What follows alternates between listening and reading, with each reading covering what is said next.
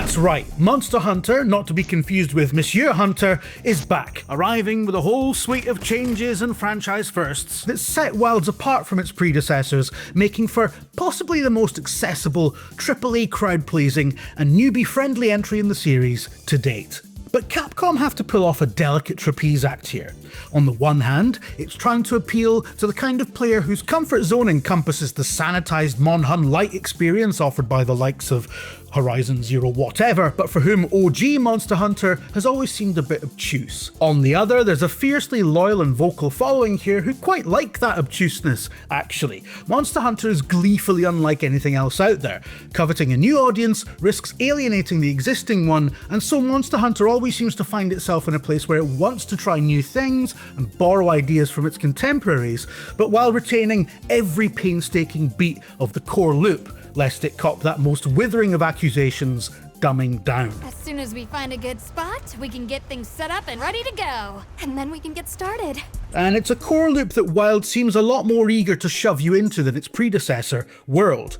In preparation for the recent 6-hour preview event at Capcom's London HQ, I fired up MH World again in a vain attempt to not make too much of an idiot of myself in front of industry colleagues, and one of the most immediate things that struck me is just how long that game takes to actually get you to the bit where you start hunting monsters. For a game with scarcely any plot, Monster Hunter World is remarkably verbose in its opening few hours, an extended tutorial chapter that seems to take forever, more reminiscent of onboarding for a temp agency than signing up for a life of wilderness-based animal abuse. I'm happy to say that this is the first major change that's evident in Wilds. Right from the start, it throws you into an astonishing action set piece, a tense arcade dash across desert wastes on the back of a big mad ostrich thing, set upon by mini sandworms in some sort of deranged blend of Frank Herbert's Dune and Road Rash on the Sega Mega Drive. And listen, as an opening gambit, it really works, gets you pumped up. And the actual tutorializing happens piecemeal across the first half dozen or so story missions,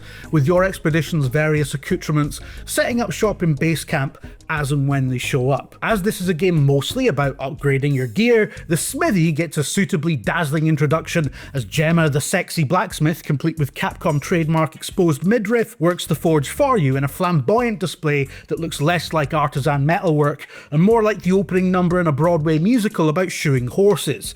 It's very silly, but this is a game where your cat is a polite colleague who increases your productivity and never in your carpet. It is its own warped reality, and you just have to embrace it. They're pretty tricky to handle, so not everyone's cut out for riding them.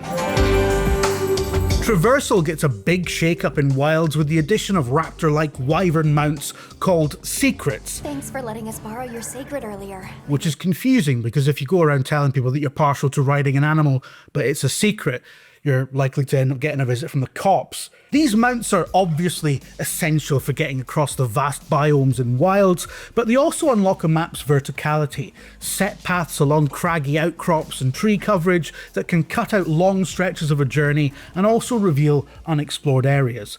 They even come in handy in combat, where you can get up to speed and launch yourself at a beast to inflict damage from the air. Speaking of combat, I mean, we should mention it, given that it's 90% of the game, it feels largely similar to Worlds and is based around the same classic 14 weapons. The big changes here are focus mode and wounds, which allow you to unleash big flourishes by focusing your attacks on specific body parts. Wounds glow red when they're ready to strike and close up again once you've triggered the requisite animation. So they're not something you can spam, but combat is now very much about giving yourself chances for focus attacks, as well as just chipping away at a big ol' health bar. A task which is more fun with friends or even strangers, as in the previous game, as in every co-op game. But this time around, your SOS beacon can summon a capable team of AI-controlled hunters to your aid, meaning that Wilds is far more palatable as a solo experience than Worlds was, and by extension, your individual playthroughs are now far less at the mercy of that ever-so-fleeting metric, concurrent players. In fact, you can fumble through Wilds encounters without having to depend on other living players at all. Wilds feels like a much easier time than its predecessors in myriad ways. Its systems and mechanics are streamlined and less likely to baffle someone used to more conventional third-person action games, and it is, frankly, easier. Cards on the table, I'm pesh at Monster Hunter games. I'm pesh at all games, right? This is why I'm a games journalist. And I tend to sort of flail my way through Monster Hunter fights with all the grace of a great Jagras that's just swallowed an Aptonoth. I mean, that's kind of how I go through life.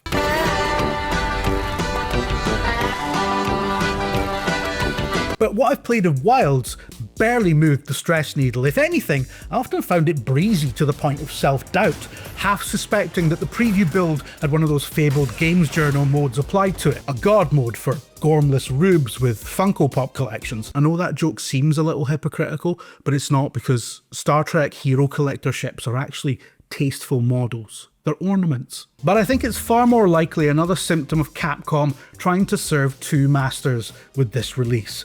Easy or not, encounters are highly engaging and fun. The world features a dynamically simulated ecosystem, meaning your quests and boss fights can be interrupted by other animals just wandering in and having a pop themselves. And the varied terrain is much more of a feature in set-piece battles now, with every arena sporting precarious Acme-style traps that can deal a lot of slapstick damage if you manage to lure your lumbering foe into the right spot. From the first half dozen hours, it's clear that Wilds is packed with memorable encounters after memorable encounter, and knowing the trajectory of previous games, I'm pretty confident that this isn't just a case of front-loading the best stuff. We barely scratched the surface of its story, which is a much more important aspect of the game than ever before, with dialogue trees and a fully voiced protagonist no less. We sighted a monster with long, thick fur near the village. That sounds like a Doshaguma. There are initial encounters with a rich native culture so alien to our old world characters that they barely have a concept of weaponry, that tantalizingly hint at a wider theme of colonialism with a human cost. Not that Monster Hunter is remotely obliged to have themes, but it's interesting that Wilds is pursuing some narrative heft when none is needed. And it feels like an overture or a concession to fans of your Red Deads and your Witchers, an audience more primed than most to get Monster Hunter if they haven't already. Though I would argue that Capcom already made a Monster Hunter game for those people.